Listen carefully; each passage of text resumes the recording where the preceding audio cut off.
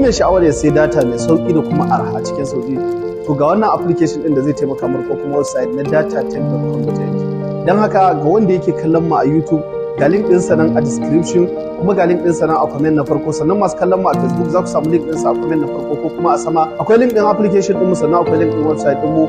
Duk wanda kuka shiga kuka yi register za ku samu data da farashin da ba ku samu sa wannan website din. Da haka duk wanda yake sha'awar ya fara sayan data da arha, wannan ita ce hanyar da ta dace a fara amfani da ita.